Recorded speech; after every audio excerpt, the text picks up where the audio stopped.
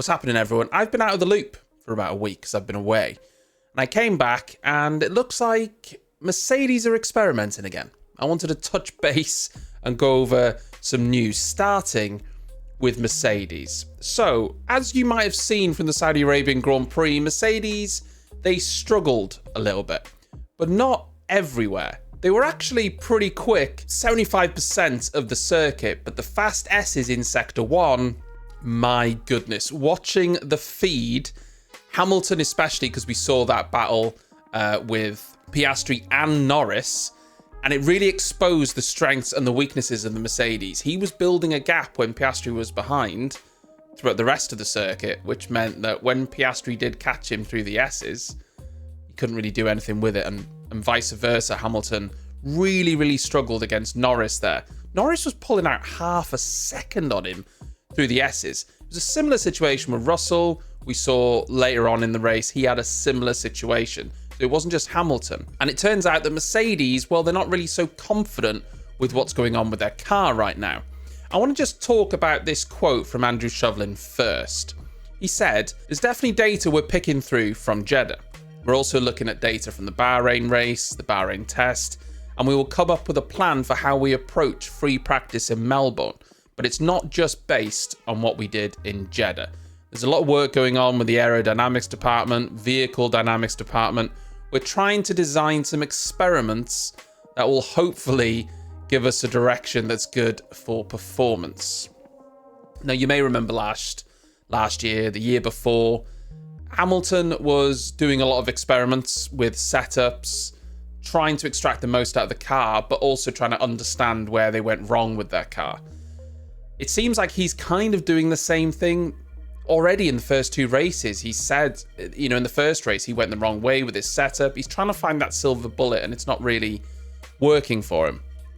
The bottom line is, though, Toto Wolff believes they've got problems with their simulation software now, because what's happening in their simulation, the data and things that relate to the setup that should be working for them, when they get to the track, aren't. That is a problem. Let me give you this little nugget.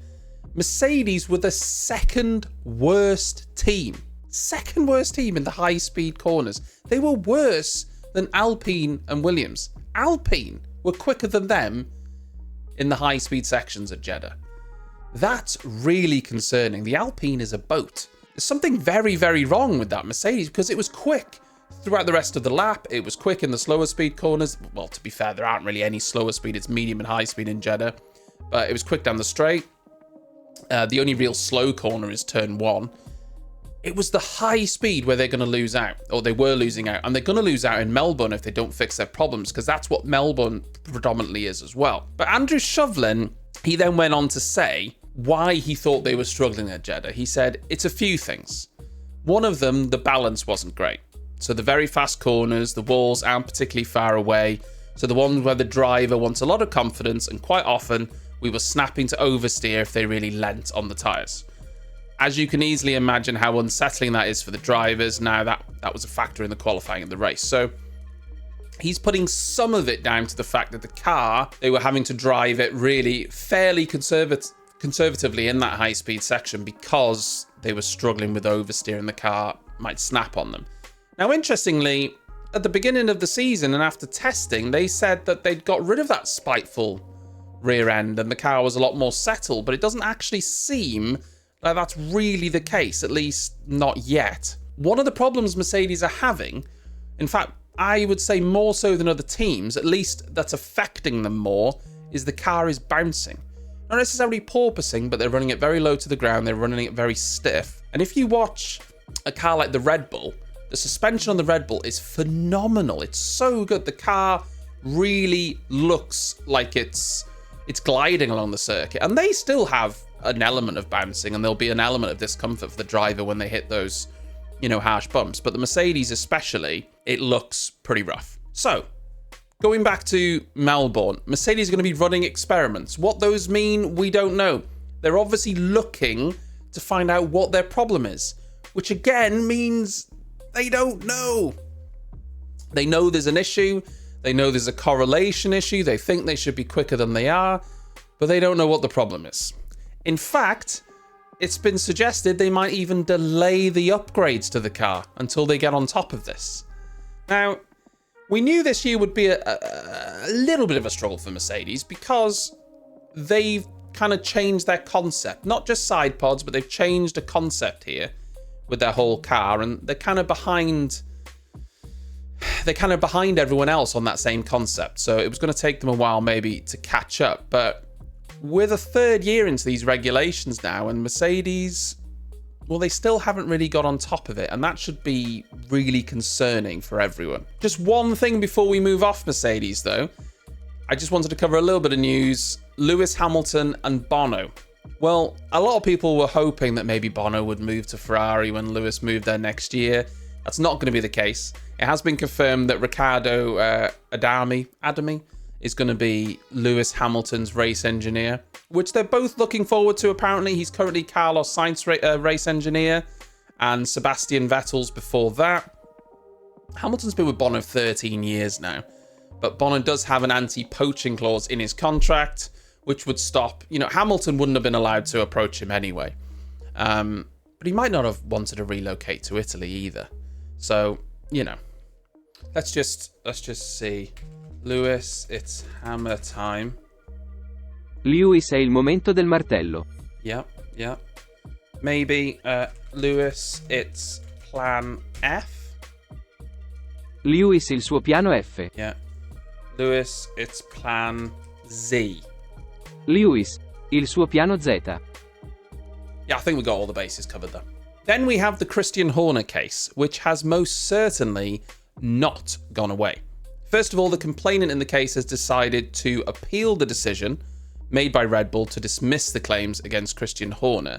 And the woman in question has actually changed lawyers now as well. Not only that, she has launched an official complaint with the FIA.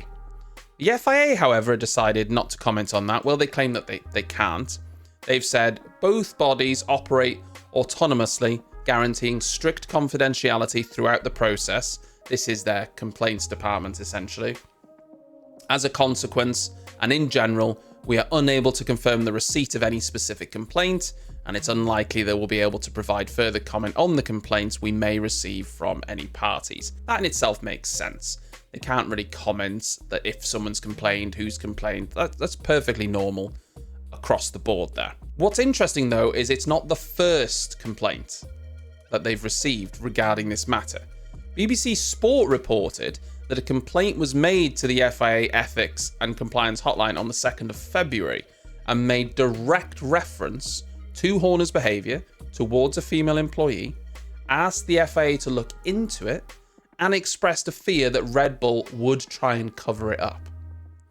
Then a further complaint was made on March the 6th, once again referencing the first complaint and warning that a whistleblower would inform the media. This is particularly interesting to me because at the time of the investigation, they made a statement saying, in relation to the independent investigation currently being undertaken by Red Bull, GmbH, the FIA reiterates that until such a time as the investigation is concluded and the outcome is known, we will not be commentating further. The FIA remains committed to upholding the highest standards of integrity, fairness, and inclusivity within the sport. Now, I understand that they can't comment on having complaints themselves and the details of those complaints, but it seemingly looks to me that they haven't done anything with those complaints. They're just letting Red Bull deal with it. I might be wrong on that. They've received 2 complaints on the matter. The first one saying that Red Bull would try and cover it up, and then they seemingly did nothing. Then the head of the FIA, Ben Sulayem, even approached Max Verstappen and asked him to publicly back Horner. Now, he himself might not have been aware of any such complaint, because like I say, that's probably gone to the compliance department. So maybe, he didn't even know. Either way, I think that's inappropriate anyway. Something doesn't quite seem right there. Sulayem himself is being investigated for other matters that he shouldn't have been doing, alleged matters. But something is not right with this whole situation. It's very, very messy. I feel really bad for the complainant, the woman in question here, because it doesn't feel like this has been handled very well at all, and I'm imagining that's what they're feeling as well. There's a power struggle going on in Red Bull. Marco seemed out of the door at the last race weekend. He was willing to leave and he was being pushed out the door. He was being asked to leave the paddock, but something then changed and now he's back in the fold, no problems. The whole situation there just screams of a power struggle between Christian Horner, who was supposedly trying to secretly buy the team. Then you've got the Red Bull ownership that owns 49%. You've got Charlam Yudvidya that owns 51%. And they're both sort of backing different horses. They're putting on a brave face at Red Bull, but something is not right there. There is a lot going wrong, and this Christian Horner investigation just keeps getting worse. I think for everyone involved, it needs to be quick, but we know these matters aren't.